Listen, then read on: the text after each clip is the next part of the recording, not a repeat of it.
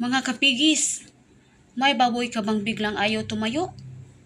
Kumakain naman pero parang lumpo. Akala mo nabaog lang o nalamigan.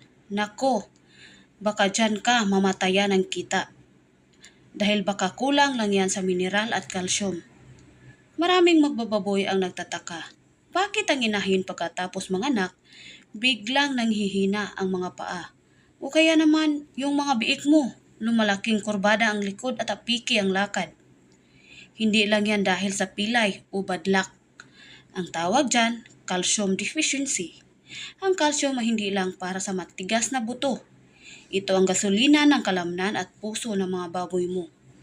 Kapag kulang ang calcium sa inahin mo, hihigupin ng mga biik ang calcium mula mismo buto ng nanay. Ang resulta, bagsak ang inahin. Iiyak ang bulsa mo. Para hindi ka masiro sa kita, tandaan ang 3 hakbang na ito. Piliin ang tamang pagkain. Huwag basta-basta buraot o magkaring baboy lang, lalo na sa mga magpapasusong inahin. Siguraduhing balansi ang commercial feeds na ibigay mo. Magdagdag ng calcium supplement. Maghalo ng limestone powder o decalcium phosphate sa kanilang patuka. O gumamit ng dekalidad na vitamins na may vitamin D3.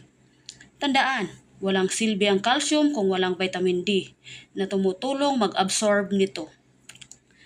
Alaga sa sikat na araw. Kung madilim ang kulungan, idisenyo ito na sisikatan ng araw sa umaga. Libreng vitamin D yan ng mga kapigis. Ang pagbabawian ay hindi tsamba-tsamba. Ang malusog na buto ng baboy, nangangahulugan ng mas mabilis na paglaki, mas bigat na timbang pagdating sa bintahan. So hanggang sa muli, happy farming!